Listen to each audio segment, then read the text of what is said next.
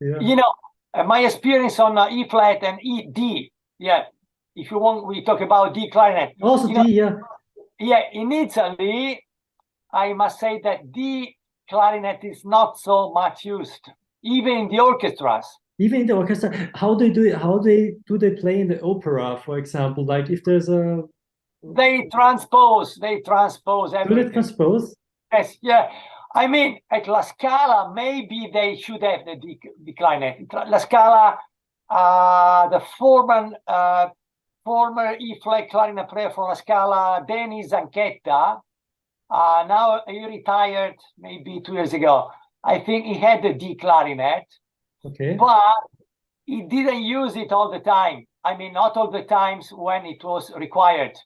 Yeah. And only when it was really hard, difficult to read and to transpose. Otherwise, it is not a tradition, not the same like in Austria and Germany, Yeah, yeah, I understand. Yeah. How is now the situation on your conservatory or on your university? Do you also have a setup with E flat and D clarinets, or do you just have E flat clarinets? No, we don't have the D clarinet.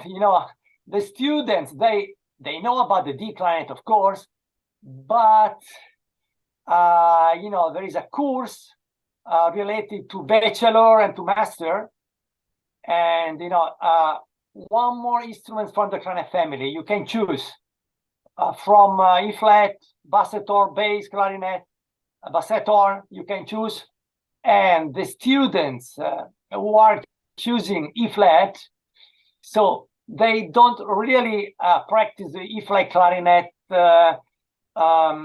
an advanced way, only for a few months, Yeah, to So, learn it, to know, to handle it. Yeah. yeah, and maybe some of them are interested to study and to practice more and to be more professional on this instrument. Only few of them. But usually, talking about the repertoire, for example, the Voltaire concertos, of course, they transpose, or there are also available some piano parts transposed, and they play the original key of the concerto, and the piano part is transposed. Yeah, yeah, yeah. I know that a lot of people do that. Yeah, it's And also possible. It's possible. Yeah. yeah, but it's a shame. It's a pity because you just lose the original timbre, the original Yeah, the color. timbre, yeah, the sound also it's like I heard in the past, I heard a lot of people saying like, no, the E flat clarinet sounds like a D clarinet, but no, but if you compare it, like if you play it, you would hear the difference. Like a D clarinet Yeah, is different than a yeah. E flat clarinet. It's a myth. Just like the B flat and the A, they are Yeah, quite. it's the same. Yeah. Yeah, or the C and B flat, they are really different. Yeah. And also the D. That's true. On your recording, on your CD, you also have a piece with D clarinet, and I asked myself, how did you get the score of those wonderful pieces? Like Okay. sometimes so, for example, so hard to find also. Yes, as I told you before, I have been so fond of searching rare clarinet repertoire, just to go to all the libraries and to search and to try to find new things. You know why? Because in the past, when I was a student, I had two great masters as idols, as my mentors, Yeah, Karl Eister and Dieter Klöcker. yeah, I yeah, like Dieter Klöcker, and the elegant, refined sound of Karl Eister, and the musicality, the flexibility of Dieter Klöcker. The yeah, personality of Dieter Klöcker. And Klöcker was so fond of looking for rare clarinet repertoire, mhm. and that's why I was influenced by him a lot, a lot, a lot. Okay. Just buying his CDs and records, and I Yeah. was just looking at this is I never heard about this piece. I must find it. I must find it. I must be able also to play it. So I went to the libraries in Italy or in Berlin or in Vienna, in Prague, Budapest, and I was able also to find those pieces. And also Dieter Kloeke was able to give me, but not so many pieces. You know, he was very jealous. Yeah. Okay. You know, very jealous. Yeah. But I can understand him also, because when you are just working so much in terms of time, money, traveling, and you know, you are not able to give all pieces, all things to all the world. I mean, yeah, I understand. there's a limit. There is a limit, and I could understand Dieter Kloeke. So, and you know, when he died, just the year before he died, he called me, and he was asking, Luigi, would you like to get my clarinets and to get my library? You know, because I'm not able to play anymore. Oh, that's a big honor for me. I answered, big honor for me. Yeah. And I went to Germany and I was able to get his clarinets. Wow. Now I have his clarinets and all my CDs, the last CDs of the last 15 years are on the clarinets belonging to Dieter Kloeke. I use that. Yes, yes. And I had to adapt some different mouthpieces.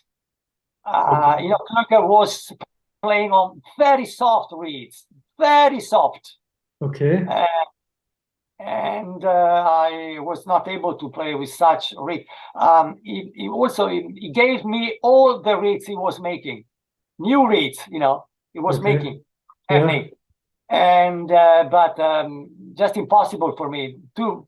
You know, just so easy, so easy. Yeah, too easy. Did he also play a lot of high clarinets? Did he also play E flat and D, or do you know? So, yes, okay. Yeah, no, just in general, because a few months ago I had an interview with Walter Seifert, and he told me, like, in the time he played with Karl Leister, for example, Karl Leister also often played the E flat clarinet. He just told me that's why I'm asking. Yeah, I know. Leister, there is a video, very old video with Karajan playing Daphne Klo, you know, with Karl Leister playing, you know. I think he liked the E flat. He was playing on the, but not in the recent years, not in the last 15 or 20 years, I think. Yeah. Just his early years, I think. Yeah. And about me, so when I bought that Buffet flat clarinet, I started to practice all the solos. Okay. And I was also a substitute at the Radio Orchestra of Milan. Okay. Because my teacher was principal at Radio Orchestra Milan. Ah. And I was quite lucky about that. Also some other students of my teacher, because he was also calling us and say, are you free? Of course I'm free. Because I was 17, 18 years old. So it was an incredible experience for me to play in a Radio Orchestra of Milano. And I also played on the E flat, Shostakovich number 5, Ravel concerto, piano concerto. Okay. Yeah. And what was your experience with the high clarinets? Were you very nervous? I was a little bit scared in the beginning because, you know, E flat is not B flat. You must be really secure, very secure. Yeah. And it was very good fun. Good fun for me to play in an important orchestra. I mean, I started to play the E flat not in a normal standard orchestra, but in a Radio Orchestra of Milan. And that was really a nice experience for me. So having the E flat, I also try to find pieces for chamber music, you know, to play. And we have Italian repertoire, Ponchielli quintet, you know, Ponchielli with E flat, B flat, flute, oboe, and piano. Yeah. And I played several times the quintet live performances, and I was able to make two different recordings, two different CDs. The first one on the buffet, and the second one on the Übel, on the German system, in different years, of course. Yeah. And on the same CD, the second time I recorded also the Bassi, you know. Ah, okay, yeah, Bassi duo. Yeah, yeah. And, you know, there are quite a lot of pieces for E-flat clarinet in the Italian repertoire. Yeah. And I would advise to look for the book written by Adriano Amore, you know. Yeah, you already wrote me. Yeah, that's very Adriano important. Amore is an incredible guy, an incredible researcher. I mean, he's not a real professional player. He graduated. He was the past was quite nice player, but he didn't want to have a career. But as a researcher, really clarinet scholar, fantastic. He wrote 7 or 8 books about clarinet repertoire in Italy. Yeah, it's amazing. I saw it on his homepage. Yeah, he's amazing. Like So much. And he told me he got crazy after a few years. He was just, you know, buying things and asking to all the libraries in Italy. And it was a very stressful job, very stressful. And after some years, he decided, I have to give up. I'm too tired. I did so much. Yeah. And he told me that he was smoking a lot. Okay. It was very stressful, but I mean, maybe his character is a little bit like this, you know? Yeah. But he was able to write 7 or 8 books. He continued afterward. And one of these is just dedicated to E-flat. I saw, yes. Above all on Italian repertoire, but he is just citing many pieces in general, but there are many information about Italian repertoire. I was just talking about the Pessina piece for D clarinet, ottavino, piccolo flute and orchestra. I recorded on this CD, you know, with the piano, not on the orchestra. And this piece is not in Milan, not in a big library. It's in Vercelli, Piedmont. Piedmont. Okay. Yeah, a small library. I was there not to look for this piece, but just searching other pieces, I came across this piece by accident. You know, it can happen. Yeah. And it happened also that another clarinet scholar from Italy. Have you heard about Nico Bertelli? Nico Bertelli. Not yet. Yes, because he plays chalumeau. He's a big specialist. I think one of the best specialists in the world. He's crazy about chalumeau.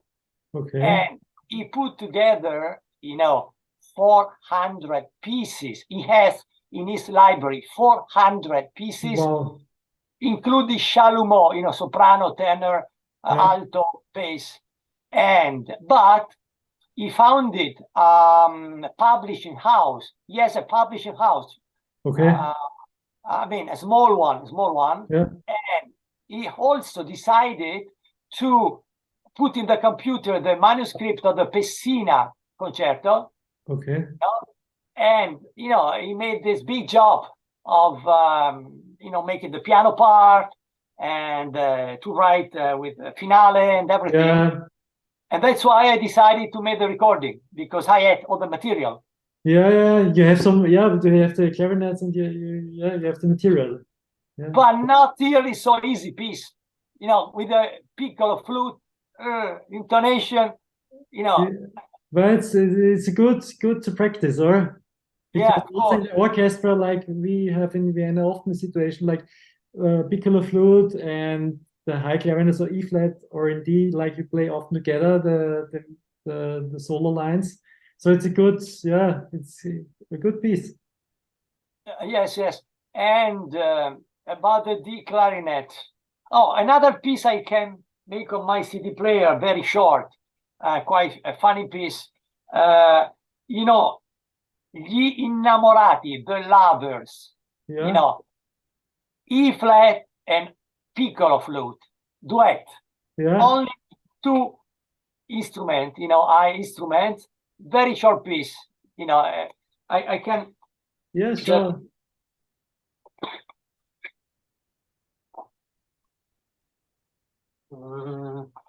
Remote control.